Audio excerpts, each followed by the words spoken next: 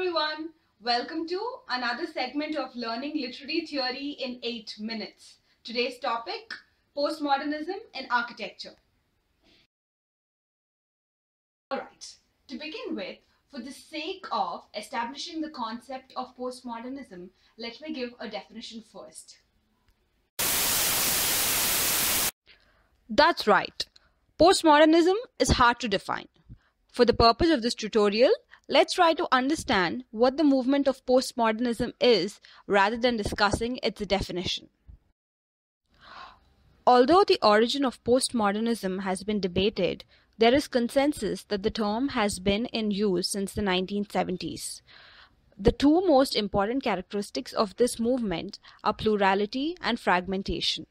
Jean-François Lyotard introduced the term postmodernism to the masses in his essay, The Postmodern Condition, a Report on Knowledge. His main contention was that postmodernism had to put an end to the grand narrative which was a characteristic of modernism. According to him, meta-narrative or grand narrative gave a comprehensive explanation of history and knowledge and told stories to legitimize various versions of the truth. These meta-narratives cannot be trusted as they ignored the heterogeneity of human existence. As a reaction to this, postmodernism focused on local contexts and the diversity of human experience, which in turn gave rise to the highly quoted multiplicity of theoretical standpoints. Thus, postmodernism based itself on the idea of multiple truths. The period that was ruled by the motto, "All truth is God's truth," was replaced by the postmodern notion of "everybody's truth is God's truth." While the modernists believed rational thought is the key to discovering the truth about the world and oneself, the postmodernists saw knowledge as a set of perspectives where different people have different views without anyone being right or wrong. The fragmentation in culture is also large. With the development of science and technological revolution, our awareness of the world has expanded, and with travel, people had access to different cultures, ideologies, and religions. With this very coexistence of different cultures came the explosion of choices. The media-generated consumer culture daily offers us 1,000 choices for who we should be like, what we should value, and how we can attain worth and significance. And we take these images for what is real, which creates a fragmented self. In simple terms, when you visit a supermarket, you can find several brands of cornflakes, both locally produced and imported.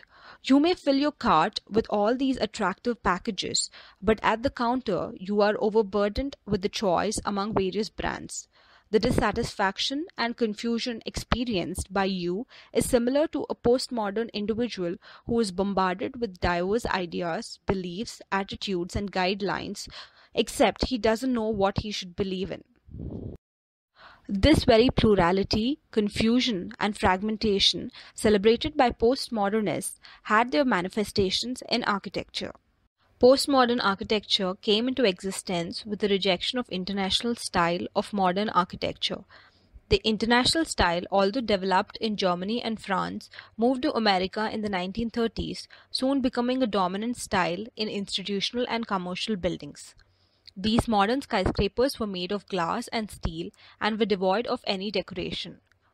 All these buildings underlined the harmony between appearance, function, and technology, all the while satisfying the aesthetic needs. But of course, somebody with a hunger for innovation had to come along and disturb the peace. Young architects of this period were dissatisfied with the limitations and formulaic methodology of the international style. They wanted to design buildings with individual character and more decoration. As a result of revolt against modernism, the postmodern architects designed buildings where styles collided and structures gave rise to confusion and ornament returned to the facade. Postmodernism gave an end to the soulless buildings of the modern era. A prominent architect of this period was Robert Venturi, who had laid the foundation for postmodern architecture in the US. Venturi contested the German modern architect Miles Rowe's dictum, "Less is more," with his very own "less is a bore." Venturi and his wife, Denise Scott Brown, and their friend John Roche designed several buildings that responded to the everyday context of the American city. Venturi's most celebrated works include the Venturi House, designed for his mother in 1962. This house, known as one of the 10 buildings that changed America, has hole-in-the-wall windows, pitched roof instead of a flat roof, and several other effects that makes the house appear big and little, complex and simple at the same time. Another of his building that expresses postmodernism is the Guild House, a residential building for senior citizens in Philadelphia. At first glance, the building may seem ordinary or even ugly. What makes the building uncommon are the slits at the top of the front wall, the overscale commercial signage, a golden antenna that crowns the building. This golden antenna symbolizes the senior citizen's famous pastime, that is watching TV. Apart from such symbolism, Venturi and his contemporary architects also contextualize their buildings. In postmodernism, knowledge is believed to be context sensitive, and this idea was addressed in architecture in terms of the materials, forms, and details of the buildings around it. Here, the context meant the cultural and physical context. Pluralism also found its way in architecture based on how the meaning of each building is interpreted. According to postmodern architects, every building communicated something, and each interpretation was more or less true for its moment, because work of such quality will have many dimensions and layers of meaning. Postmodern architecture still continues to please and surprise us due to its unexpected additions and color schemes. It embodies wit and ornament. It seeks to combine functionality with aesthetics in a way not done in the past architectural movements.